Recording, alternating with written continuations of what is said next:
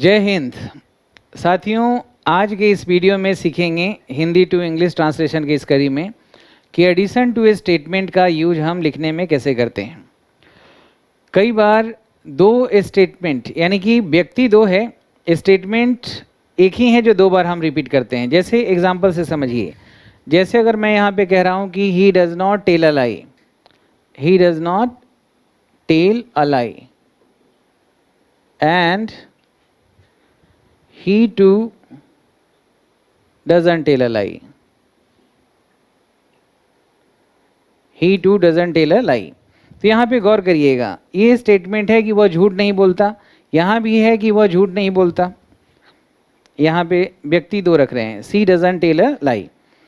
तो यहाँ पे एक पर्सन हो गया ही और एक पर्सन हो गया सी। वह झूठ नहीं बोलता है, वह भी झूठ नहीं बोलती है। तो हम हिंदी में बोलते हैं ना वाक्य में कि वह झूठ नहीं बोलता है, ना ही वह झूठ बोलती है। वह सच नहीं कह रहा है, ना ही मैं सच कह रहा हूँ। वह वहाँ नहीं गया है, ना ही मैं वहाँ गया हूँ। वह उसको नहीं पढ़ाएंगे, ना ही मैं उसे पढ़ाऊँगा। वह उसे यह काम करना चाहिए और तुम्हें भी यह काम करना चाहिए। या हम नेगेटिव स्टेटमेंट देते हैं, मैं वहाँ नहीं जाऊँगा, ना ही तुम जाओगे वहाँ पे। यानी कि व्यक्ति दो है लेकिन दोनों के लिए एक ही बात कही जा रही है, मैं इस फल को नहीं खा सकता, ना ही तुम खा सकते हो। समझ रहे हैं ना? यानी कि व्यक्ति दो अलग जरूर है लेकिन दोनों के लिए जो स्टेटमेंट है वो एक है। तो कितना ऑड लगेगा अगर दोनों के लिए जब एक ही स्टेटमेंट है और उस स्टेटमेंट को दो बार रिपीट करते हैं, तो ये पढ़ने में थोड़ा सा ऑड लगता है और बोलने में भी। तो एडिशन टू स्टेटमेंट ये कला है जो आपको सिखाएगा। जैसे ही डजंट टेल अ लाई, तो हम यहाँ पे कहना है कि वह भी झूठ नहीं बोलती, वह झूठ नहीं बोलता है। ये नेगेटिव स्टेटमेंट है, तो नेगेटिव स्टेटमेंट है, यहाँ पे पूरा हम हटा सकते हैं। और यही बात हम इस तरह से एक्सप्रेस कर सकते हैं एडिशन टू स्टेटमेंट के माध्यम से कि वह झूठ नहीं बोलता है और वह भी झूठ नहीं बोलती है। तो इसमें क्या करना है, नेगेटिव में हम नाइदर से शुरू करेंगे, नाइदर। और जो इस वाक्य का टेंस रहेगा, जैसे प्रेजेंट इंडेफिनिट है तो प्रेजेंट इंडेफिनिट में डू डज का प्रयोग करते हैं एक्शन के लिए, तो डू और डज लगाएंगे, लेकिन वो do does helping verb depend करता है सब्जेक्ट के पर्सन नंबर से। तो यहाँ पे सी थर्ड पर्सन ही है तो हम लिख सकते हैं नाइदर डज सी। ठीक है, यानी कि हमें पूरा उतना लंबा स्टेटमेंट बोलने की जरूरत नहीं है। यही बात हमने सीखा है प्रेजेंट पार्टिसिपल, पास्ट पार्टिसिपल और परफेक्ट पार्टिसिपल में, जो क्रमशः 3 वीडियो आपको मिला है। कैसे कम शब्दों में हम अपने बात को एक्सप्रेस कर सकते हैं कि वह झूठ नहीं बोलता है, ना ही वह बोलती है। He is not going there, वह वहां नहीं जा रहा है और मैं भी नहीं जा रहा हूं। नाइदर एम आई, समझ रहे हैं? वह इस किताब को नहीं पढ़ा है, he has not read this book, और तुम भी नहीं पढ़े हो। तो नाइदर हैव यू, हैज लगा है तो उधर भी हैज है भी लग रहा है सब्जेक्ट के अनुसार। इज एम आर लग रहा है तो उधर इज एम आर, इधर डू डज है तो उधर भी डू डज, इधर कैन तो उधर भी कैन, शुड तो शुड, विल तो विल। समझ रहे हैं? लेकिन इन्वर्ट करके नाइदर डज सी, अगर हम चाहें तो नाइदर की जगह नॉर भी लिख सकते हैं, नाइदर डज सी या नॉर डज सी। या इसी स्टेटमेंट को हम चाहें तो ऐसे ही बना सकते हैं कि she doesn't either, she doesn't either. एक ही बात है कि वह झूठ नहीं बोलता है, he doesn't tell a lie, neither does she nor does she. अगर हम सी के जगह अगर मैं यहाँ दे लिखता कि वह झूठ नहीं बोलता है, ना ही वे लोग, तो इसके अनुसार टेंस वही है प्रेजेंट इंडेफिनिट, लेकिन यहाँ डू हो रहा है। समझ रहे हैं कि नहीं?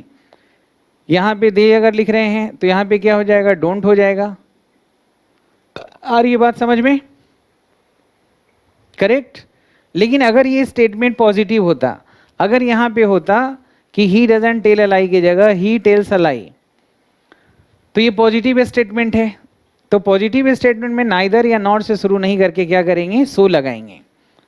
ठीक है, सो और इन्वर्ट करेंगे, सब्जेक्ट बाद में और वर्ब को पहले। इन्वर्सन कैसे कब हम करते हैं?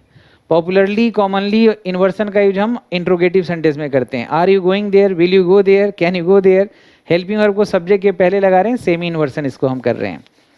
तो इन्वर्सन पे भी हम आपका वीडियो बताएंगे। तो ही टेल्स अ लाई, वह झूठ बोलता है, और उसी तरह से वह भी झूठ बोलती है, ये पॉजिटिव स्टेटमेंट है। वह क्रिकेट खेल रहा है, ही इज प्लेइंग क्रिकेट, और उसका भाई भी, so is his brother, continuous था, कंटिन्यूअस में बनाना है। He has broken this chair, वह इस चेयर को तोड़ा है, और तुमने भी। He has broken this chair, so have you, has have लगा हुआ था, उधर भी हम हैज हैव लगा रहे हैं।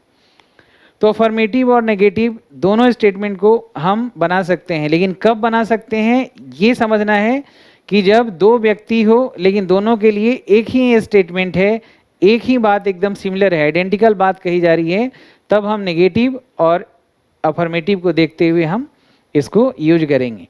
तो 10 सेंटेंस मैंने आपको दिया है, वो 10 सेंटेंस पे हम लोग बनाएंगे। थोड़ा डिफिकल्टी लेवल मैंने ज़रूर बढ़ाया है। और दोस्तों, ये जो हिंदी टू इंग्लिश ट्रांसलेशन का सीरीज है, इसकी सफलता को देखते हुए लोगों की प्रशंसा और कॉम्प्लीमेंट जो मिल रहा है, तो मुझे समझ में आ रहा है कि ये जो पैटर्न है आप लोगों को बहुत समझ में आ रहा है कि हिंदी भाषी जो बच्चे हैं खास करके, कि ये स्टेटमेंट लिख के पूरा ग्रामर के गुत्थियों को समझाया जाए। तो मैंने अगले वीडियो से जो आपको मिलेगा बिल्कुल स्टार्टिंग से ग्रामर को, जैसे इस तरह से मैं बताऊंगा कि आपका लिखना, बोलना, सुनना, पढ़ना सब आपके लिए आसान हो जाए। जैसे आयल्स होता है ना, तो उसमें लिसनिंग, रीडिंग, राइटिंग, स्पीकिंग सब आपका अच्छा हो जाता है एक बार में। उसी पैटर्न पे लेके चलेंगे एकदम नाउन से, कि नाउन का लिखने में, पढ़ने में, बोलने में, इंग्लिश को समझने में कैसे आपको हेल्प करता है। तो बहुत ही प्रैक्टिकल तरीके से मैं इसको लेके चलूँगा। जब नाउन पूरा ख़त्म हो जाए तो फिर प्रोनाउन, डिटर्मिनर, मॉडिफायर, ये सब चीज़ों पे हम आपको बहुत अच्छे तरीके से आपको लेके, आर्टिकल से लेके हर छोटी छोटी चीज़ों पे लेके चलेंगे। और ये स्टार्टिंग से करने पे हर बच्चों को समझ में ज़्यादा आएगा, चाहे वो कितना ही कमज़ोर हो, अंग्रेजी से उनको डर लगता हो, ग्रामर उनका अच्छा ना हो, लेकिन अब उनका जो है बहुत अच्छा लेवल हो जाएगा। लेकिन शुरुआत से ही आप जुड़े रहेंगे। चलिए दोस्तों, इसके पहले कि हम क्लास को आगे बढ़ाएं, एक बार मैं बता दूं कि श्याम शर्माज क्लासेस प्रत्येक कंपटीशन के लिए, चाहे SSC, bank PO, CPO, CAPF, IAS, TOEFL जो भी हो, उसके लिए online class, pen drive course, Google drive course और तमाम 7 बुक्स को आपको प्रोवाइड कर रहा है, जो बहुत ही ऑथेंटिक है और हर चीज़ लॉजिकली एक्सप्लेन्ड है। और जो ऑनलाइन क्लास मिलता है उसमें 3 क्लासेस रोज़ होते हैं। कंप्लीट इंग्लिश कोर्स तो एक आपका रिकॉर्डेड वीडियोज़ है, उसके अलावा 3 वीडियोज़ आपको रोज़ मिलते हैं, जो एक न्यूज़पेपर का होता है, न्यूज़पेपर के अलावा राइटिंग का एक वीडियो आपको रोज़ मिलता है और एक प्रैक्टिस का मिलता है। और जो पिलर है वो है हमारा कंप्लीट इंग्लिश कोर्स, जो क्लास में पढ़ाया हुआ वीडियो है वो है। तो कंप्लीट इंग्लिश कोर्स जब आप परचेज करते हैं तो बाकी तीनों कोर्सेज आपको नियमित रूप से मिलता है। तीनों कोर्सेज यानी कि न्यूज़पेपर, रिटेन एंड प्रैक्टिस। आप 9599614791 9599614791 पे कॉल करके और जो भी चीज़ है आप प्राप्त कर सकते। देखिए, पहला वाक्य है, उन लोगों को, ज़रूरतमंदों को नीचा नहीं दिखाना चाहिए था, और ना ही तुम्हें उन ज़रूरतमंदों को नीचा दिखाना चाहिए था। तो ये 2 व्यक्ति के लिए एक ही बात कही जा रही है। तो यहाँ पे एडिशन टू स्टेटमेंट बिल्कुल सटीक बैठ रहा है। तो मैं स्ट्रक्चर भी बता दूं, ऐसा करना चाहिए था। स्टेटमेंट के लास्ट में देखिए चाहिए था, तो चाहिए था है तो क्या लिखेंगे, शुड हैव प्लस वर्ब का थर्ड फॉर्म। तुम्हें वहाँ जाना चाहिए था, you should have gone there. तुम्हें यह काम करना चाहिए था, you should have done this. तुम्हें उन लोगों को पढ़ाना चाहिए था, you should have taught them. ये सब हमने मोडाल से पढ़ा है पास्ट इमेजिनरी एक्शन के लिए। और नीचा नहीं दिखाना, नीचा दिखाने के लिए क्या होता है, अवेस करना, डिवेस करना, ह्यूमिलिएट करना, लुक डाउन अपॉन होता है ना, ब्रिंग डाउन।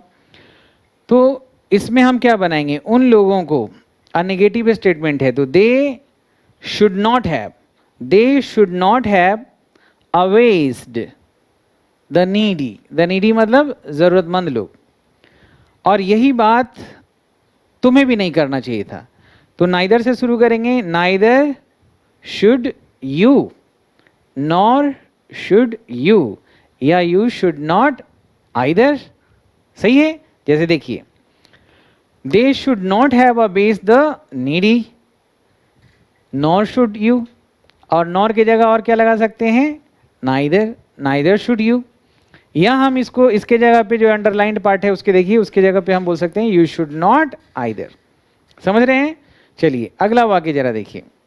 अगला वाक्य है, वे लोग अपनी शक्ति नहीं बढ़ाएंगे ना ही हम लोग अपनी शक्ति बढ़ाएंगे। तो यहाँ पे भी एडिशन टू स्टेटमेंट फिट है, स्टेटमेंट नेगेटिव है, तो हम लोग को करना है, हम लोग अपनी शक्ति को बढ़ाएंगे नहीं बढ़ाएंगे, नेगेटिव है। तो नेगेटिव है, यहाँ स्ट्रक्चर हो जाएगा शैल विल प्लस वर्ब का मोडाल्स के साथ क्या लगाते हैं, वर्ब का फर्स्ट फॉर्म, हैव लगा हो तो वर्ब का थर्ड फॉर्म। और बढ़ाने के लिए क्या होता है, इंक्रीज करना, और क्या होता है, ऑगमेंट करना, इन्हांस करना, इंटेंसीफाई करना, है ना, मैग्नीफाई करना। तो यहाँ पे नए नए वर्ड का ही प्रयोग करिए। वे लोग अपनी शक्ति नहीं बढ़ाएंगे, और यही बात है हम लोगों के लिए भी। तो हम यहाँ लिख सकते हैं they will not augment their power, they will not augment their power, ये नेगेटिव स्टेटमेंट है, और यही स्टेटमेंट दूसरे के लिए है, हम लोग के लिए भी। तो हम कह सकते हैं neither will be, nor will be, या वी ओंट आइदर, ये पूरे तरीके से सही हो जाएगा। ठीक है, अगला स्टेटमेंट देखिए, नेगेटिव ही है, इसको भी बनाइए। यहाँ है तुम्हें उम्मीद का त्याग बिल्कुल नहीं करना चाहिए, चाहिए था। तो चाहिए था का क्या अभी आपने लिखा, should have, should have, has had कभी मत लगाइएगा, शुड हैव और वर्ब का थर्ड फॉर्म।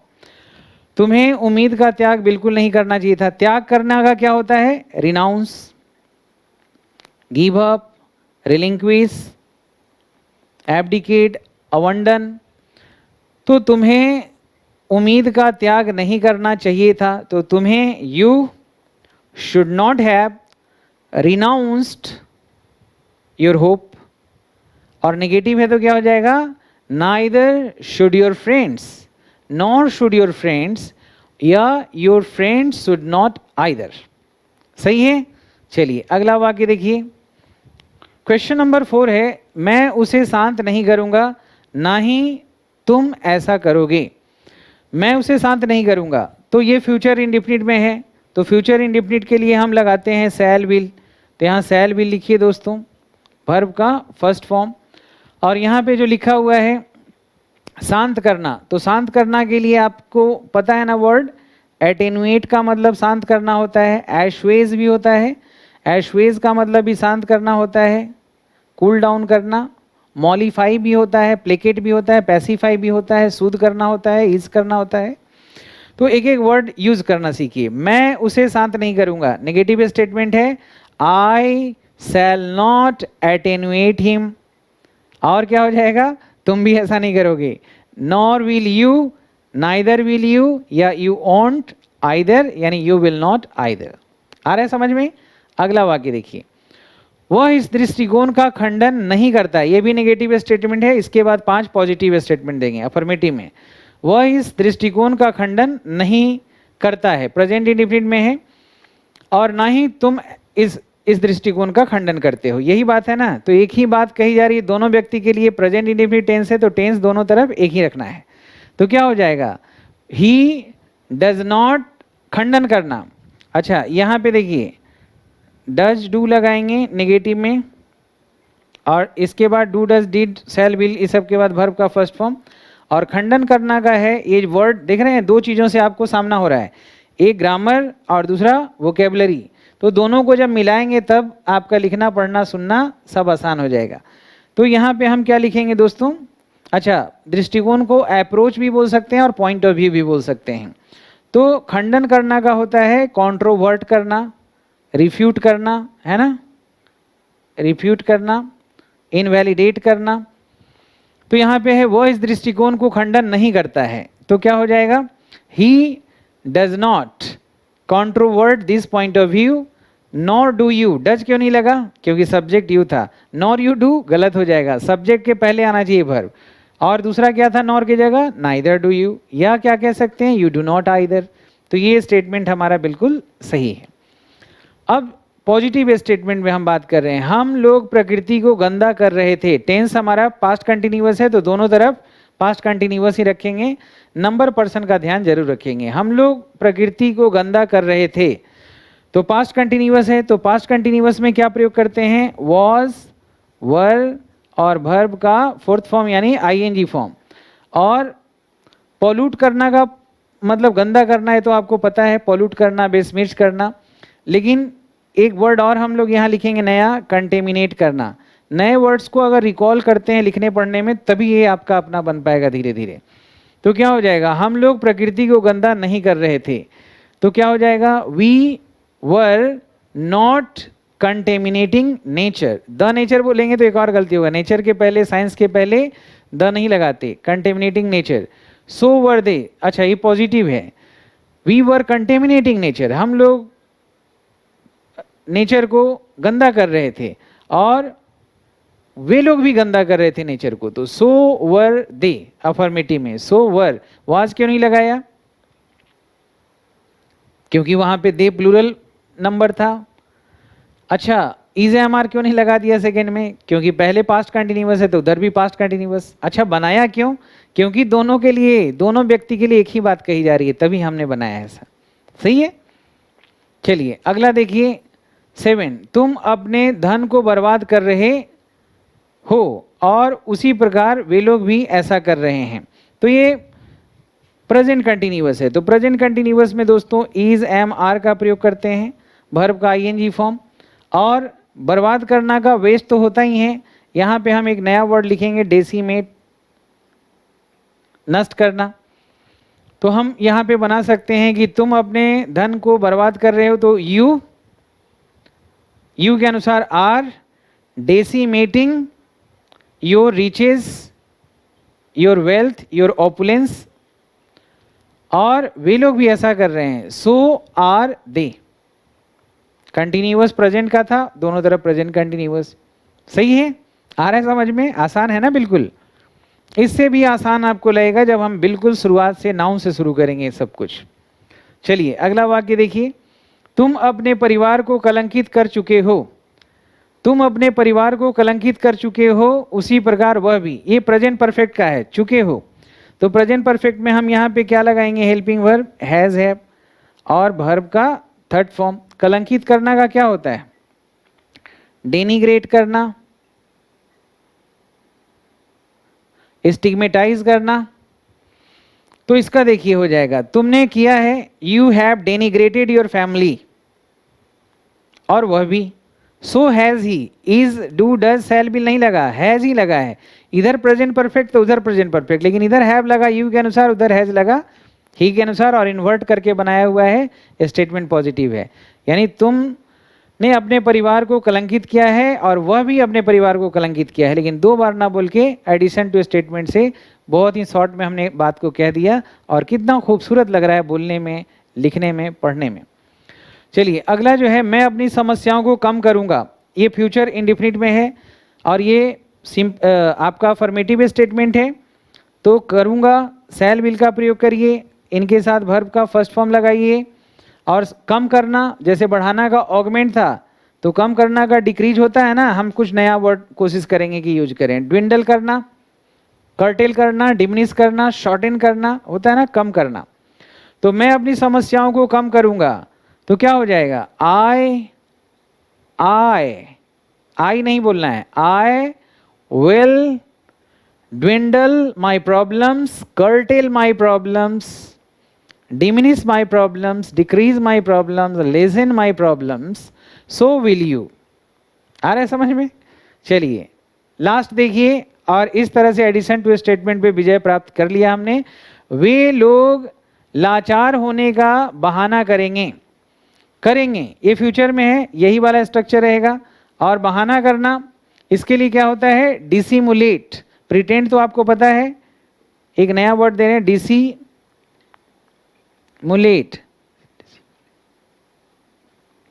समझ रहे हैं, डिसिमुलेट, प्रिटेंड करना। अब इसको बनाइए, वे लोग लाचार होने का बहाना करेंगे, तो कैसे बनाएंगे, दे विल डिसिमुलेट और pretend for being helpless. For के बाद बीइंग क्यों लगाए, आपको पता है ना कि फॉर प्रीपोजिशन है, उसके बाद जीरंड आएगा, फॉर बीइंग हेल्पलेस, और वह भी ऐसा ही करेगा, सो विल ही। तो दोस्तों बहुत खूबसूरती के साथ एडिशन टू स्टेटमेंट का यूज आपने अच्छे से समझा है। अगले वीडियो में हम लोग शुरुआत से ग्रामर का लिखने में, पढ़ने में, बोलने में, सुनने समझने में कैसे यूज करते हैं, नाउन से शुरू करेंगे। आपको बहुत ही मज़ा आने वाला है। अगर आपने वीडियो आप अभी तक नहीं देखा है तो अब कोई दिक्कत नहीं है, शुरू से फिर से हम लोग नाउन से शुरू करेंगे और इसी पैटर्न पे लेके चलेंगे ताकि कमज़ोर से कमज़ोर बच्चा भी अपने ही मातृभाषा में अंग्रेजी ग्रामर के जटिलताओं को सुविधाजनक तरीके से सीख पाए, समझ पाए और अपने जीवन में यूज में ले आए। आज के लिए इतना ही। अपना ध्यान रखेंगे। भारत माता की जय। वंदे मातरम। जय हिंद, जय।